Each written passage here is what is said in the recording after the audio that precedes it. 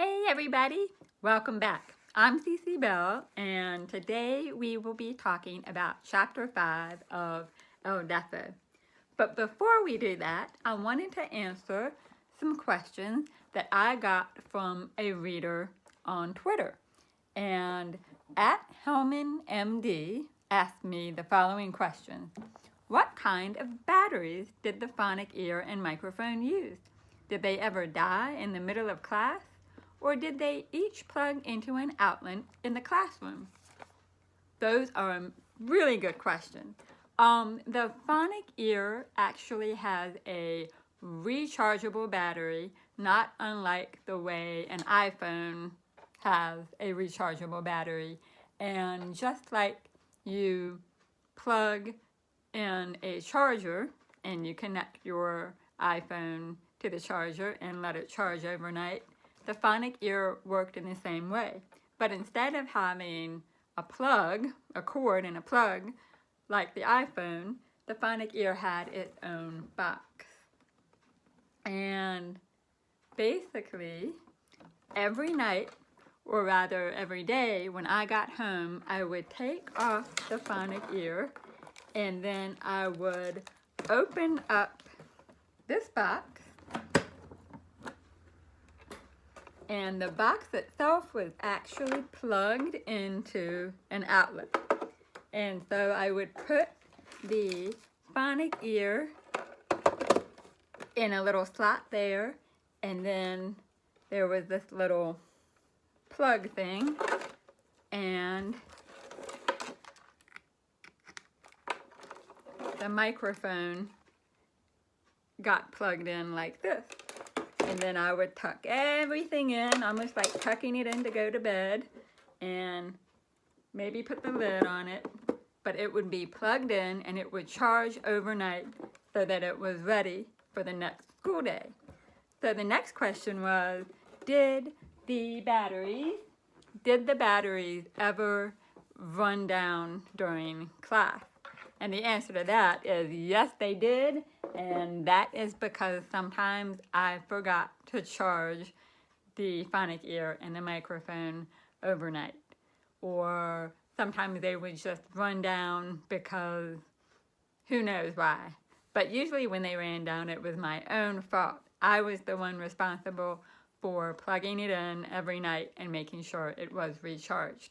So the final question was about, did it plug into an outlet at school? Like, was I connected to some kind of long cord at school? And I absolutely wasn't. I had total freedom of movement, and so did the teacher, because I could recharge both of those items overnight. So, thank you at Hellman MD for your question, and now we will start Chapter 5.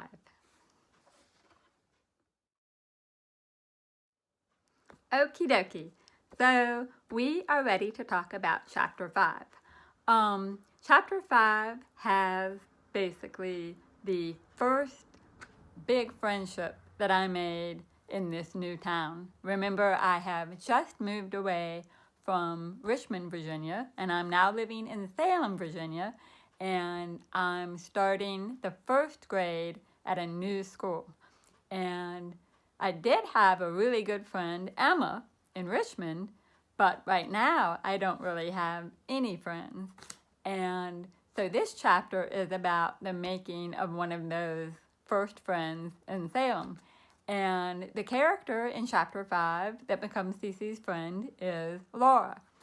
And before I take the deep dive into Chapter 5, I wanted to point out that the whole book, while I was writing the whole book, I worked very hard to make sure that I was always writing from my kid point of view.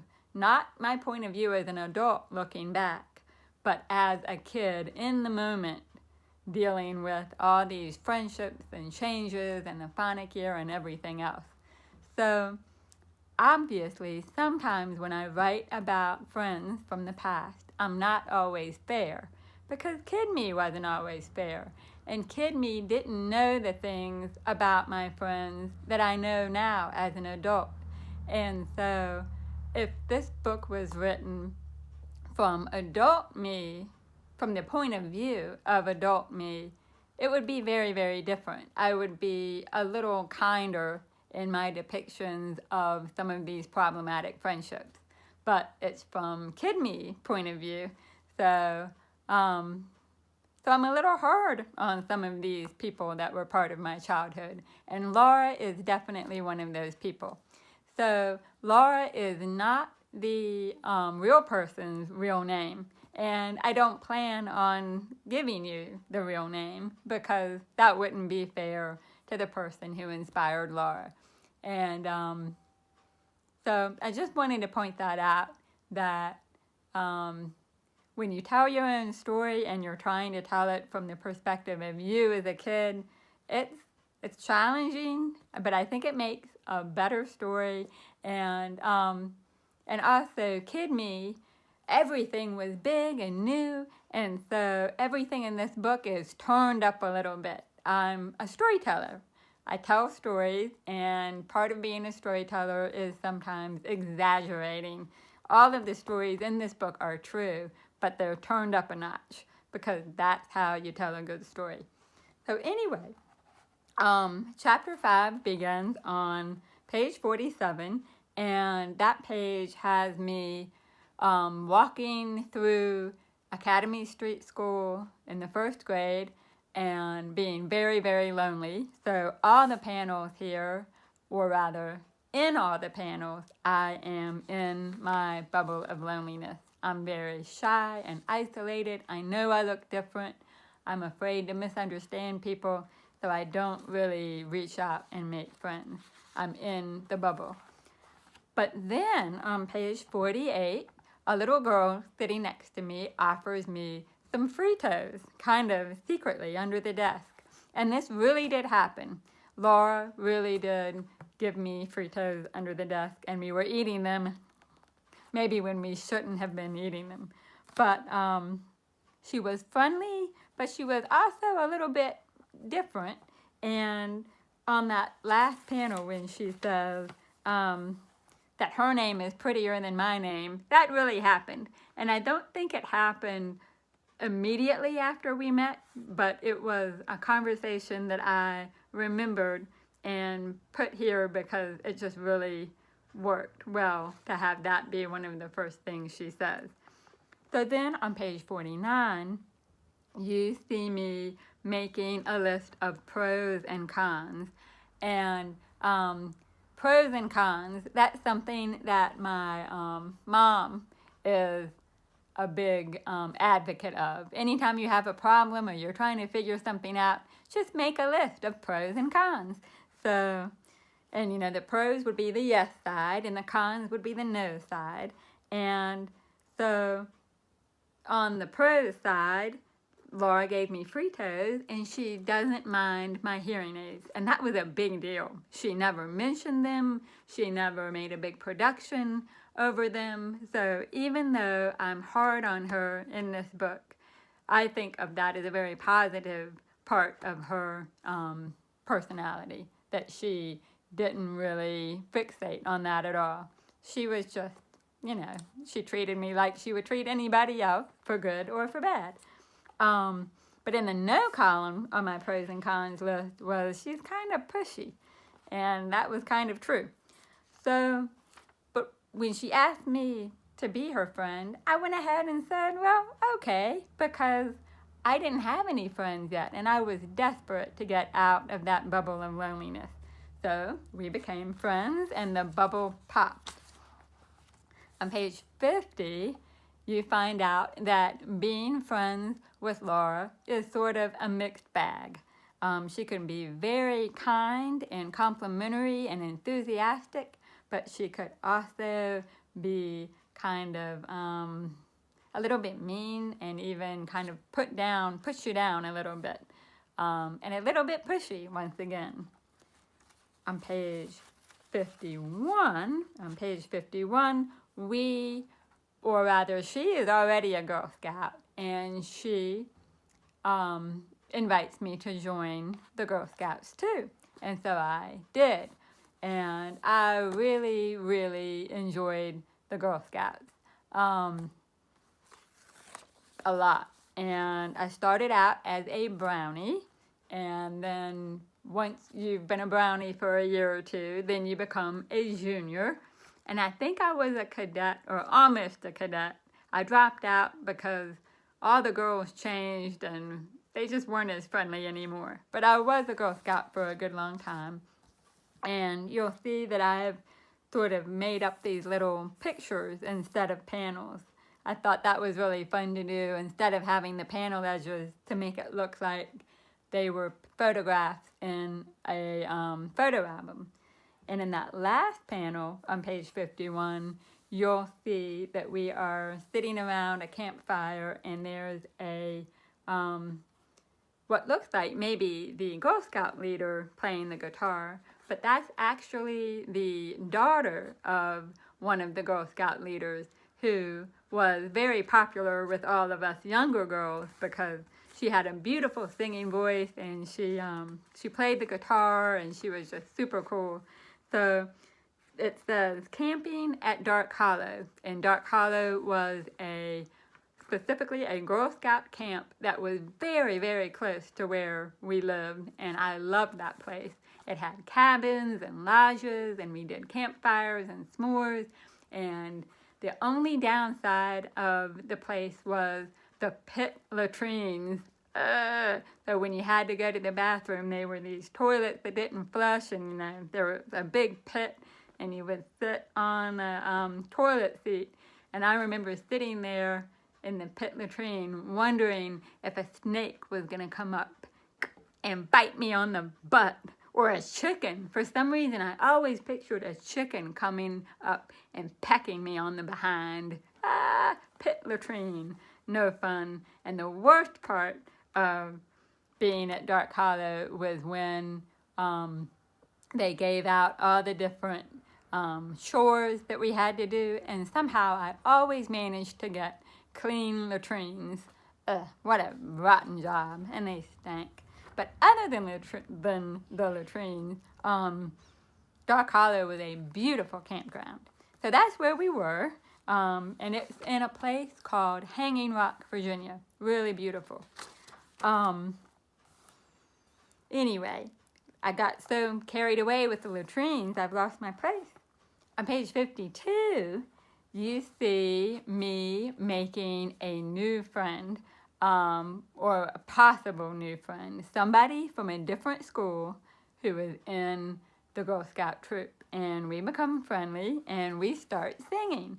So a big part of being in the Girl Scouts is campfire songs, like woody doody cha woody doody cha woody. That's one. And there's Alice the camel has 3 humps. Alice the camel has 3 humps. Alice the camel has 3 humps. Go, Alice, go, boom, boom, boom. But the song that's referenced here is a song that many Girl Scouts over the years have sung about barges. And the real song, and I'm going to sing it for you now because I know you so enjoy my singing, goes like this. Out of my window, looking in the night, I can see the barge's flickering light. Silently flows the river to the sea as the barges go by silently. Barges, I would like to go with you. I would like to sail the ocean blue. Barges, have you treasures in your hold? Did you fight with pirates brave and bold? And on and on. So the version here is a little different. It's silently flows the river into P, and the barges to go poo, poo, poo. Barges, I would like to poo with you. I would like to poo, poo, poo, poo, poo. So that's the kind of stuff that I preferred singing, and here it is right here. Anyway, in this scene, I'm trying to show that Laura is the kind of friend, and probably a lot of you have had friends like this, or even been the person who felt like this. Laura did not really want me to have other friends. She wanted me all to herself. she was a little bit possessive would be the word. So she did not like that, and she shut that new friendship down very quickly. And as you probably know, if you've read this book, I was, and still am, a little bit of a pushover. I hate confrontation. I'm not very good at speaking up and speaking out for myself. And so what Laura said, I did, because it was easier, at least at that time. So the story continues. On page 53, I get to spend the night with Laura, and Laura really did have a little sister, and whose name I also changed. And Laura could be so much fun. She came up with wonderful ideas and fun things to do, like cushion forts, which we make here. But then she also came up with some games that weren't as much fun. And the dining room game is an example of that. I don't think she actually called it the dining room game, but she really enjoyed having me and her sister and maybe some neighborhood kids walk around the dining room, and she would have her dog under the table, and the dog would get so worked up from everybody walking around the table that he would jump out and maybe bite you. And so this little story about walking around the dining room table and getting bit by Fluff the dog is absolutely true.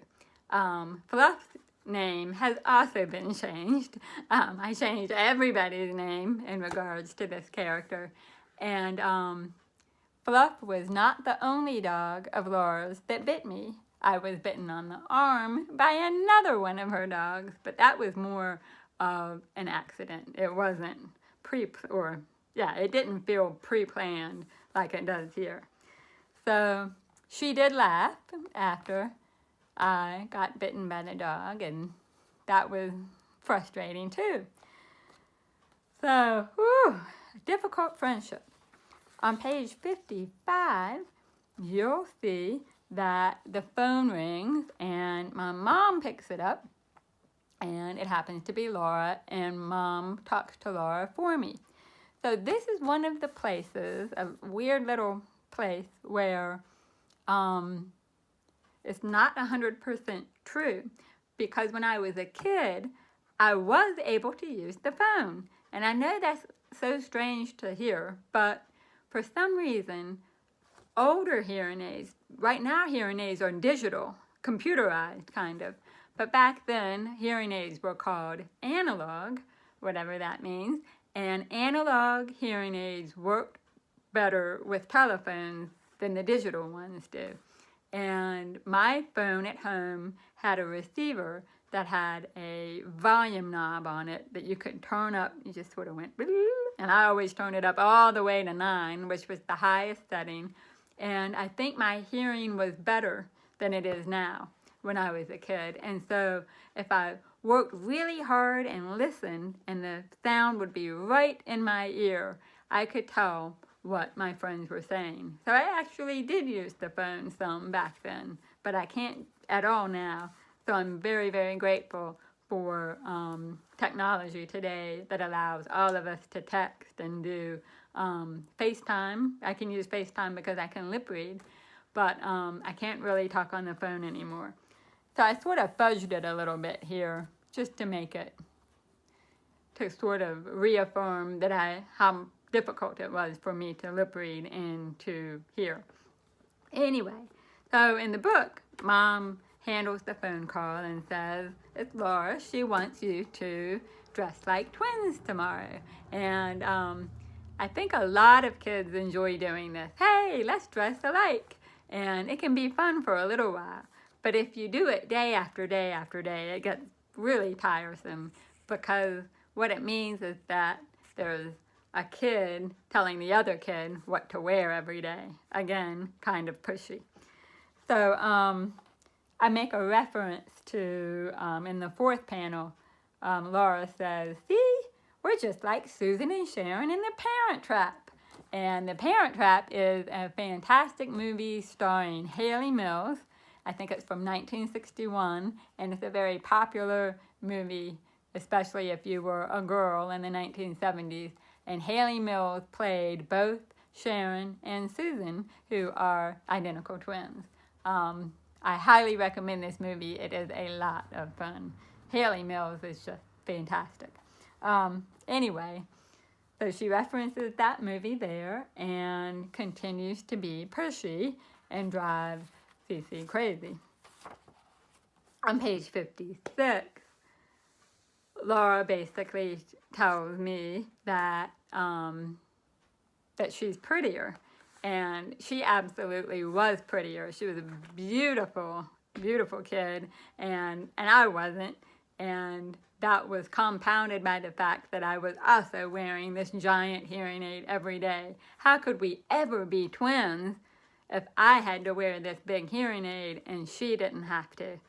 So I was getting more and more frustrated, and on page 57, you see that I write a new pros and cons list. And I really like this panel and comparing it with the previous pros and cons list because it shows the passage of time. In the earlier pros and cons list, I was writing on the kind of paper that you use when you're in kindergarten and first grade, when you're first learning how to write. And so it's on that kind of paper, and there's not very many words, and they're all misspelled. And in the later version, I'm using notebook paper. There's a lot more words, and there's a few misspellings, but my vocabulary is much bigger because hopefully, time has passed, and hopefully I have learned something. So I've got this new list, and I look at the list and I think, this is not working out. What would Batman do, and what would that superhero alter ego of mine, who still doesn't have a name, but we all know is Deafo, what would that person do? What would superhero me do? And so I think about it, and I think, what? Batman would push back. It's time for me to push back. So what these fantasies are, and this particular fantasy is basically a revenge fantasy. It's a revenge fantasy, but it's also on a more simple level. It's the kind of daydream all of us have when we think to ourselves, man, I didn't handle this interaction well, or I'm not handling this friendship well. What should I be doing? What could I do differently? Here's what I wish I could say. Here's what I wish I could do. And all of us have those fantasies. Man, why didn't I just tell that person whatever, when you're replaying a scene in your head and you're trying to figure out what you should have done differently or should be doing differently. So here is my fantasy. An evil smile crosses our hero's face as she hypnotizes Laura, a.k.a. Super Bossy Pants, with the phonic ear's vicious feedback squeal. With the speed of light, our hero hurls the earmolds of virtue at Super Bossy Pants. Super Bossy Pants, take that! And ties her up with the cords of intuition. Blah! Luckily, I have a spare set of molds and cords with which to hear your fear. Gulp. Unleash the hound of horror. A dazed Super Bossy Pants shudders in terror when she realizes her fate. Luckily, the on-off switch of awesomeness enables our hero to ignore Super Bossy Pants' pathetic pleas for help. Ah, sweet silence. So, on page 59, yes, indeed, I did turn my hearing aids off on people from time to time, and that comes up later, as you know, in a different chapter.